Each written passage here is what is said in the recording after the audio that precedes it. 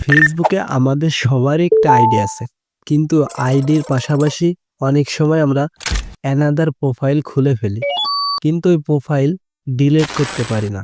তো আজকের ভিডিওতে আমি সেটাই দেখাবো কিভাবে অ্যানাদার প্রোফাইল ডিলিট করতে হয়। ভিডিওটা যদি সম্পূর্ণ মনোযোগ দিয়ে দেখেন অবশ্যই শিখতে পারবেন।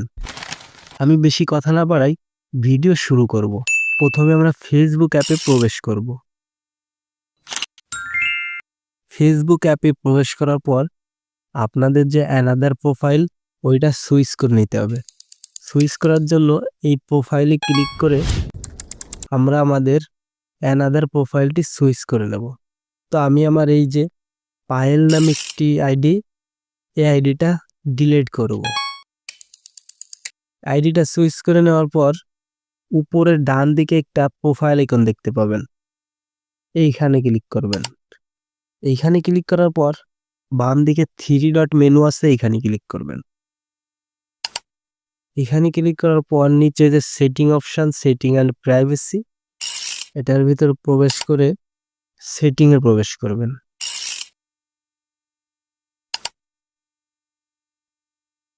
বন্ধুরা, সেটিংয়ে যাওয়ার পর আপনাদের সামনে এরকম ইন্টারফেস শো হবে। তারপরে এই যে উপরে সি মোর ইন অ্যাকাউন্ট, এই যে এইখানে এইটা ক্লিক করবেন।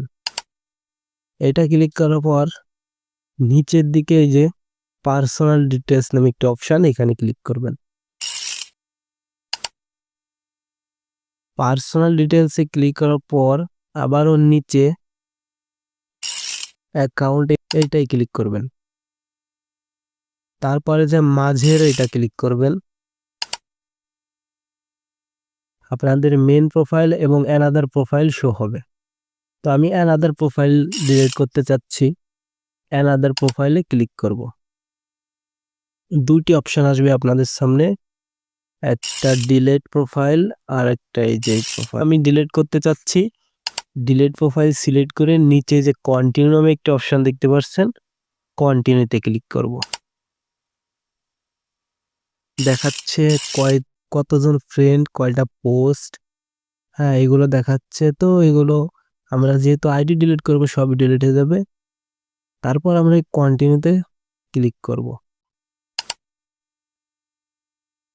কন্টিনিউতে ক্লিক করার পর এখানে যে কোনো একটা সিলেক্ট করতে হবে। নিচেরটা সিলেক্ট করে কন্টিনিউতে ক্লিক করে দিচ্ছি। আবার কন্টিনিউ, এখানেও কিছু করা লাগবে না, আবারও আপনার কন্টিনিউতে ক্লিক করে দিবেন। কন্টিনিউতে ক্লিক করলে আপনাদের মেন ফেসবুকে যে পাসওয়ার্ডটা আছে ওইটা দিবেন। এইখানে মেন প্রোফাইল দেখাচ্ছে, এর মানে এই না যে আপনাদের প্রোফাইল মেন আইডিটা ডিলিট হয়ে যাবে, এটা হবে না। তো আপনারা ফেসবুকের পাসওয়ার্ডটা দিয়ে নেবেন। আমি আমার ফেসবুকের পাসওয়ার্ডটা দিয়ে নিচ্ছি। তো পাসওয়ার্ড দেওয়ার পর এখানে কন্টিনিউ নামে অপশান, এখানে আবার ক্লিক করবেন। কন্টিনিউতে ক্লিক করার পর বন্ধুরা দেখুন আপনাদের সামনে ডিলিট প্রোফাইল নামে একটা অপশান চলে এসেছে।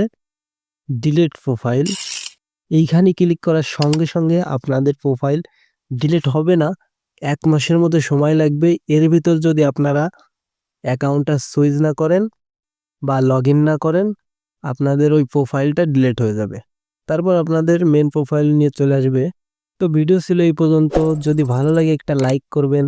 সবাই ভালো থাকবেন, সুস্থ থাকবেন। বিদায় নিচ্ছি আমি আশরাফুল।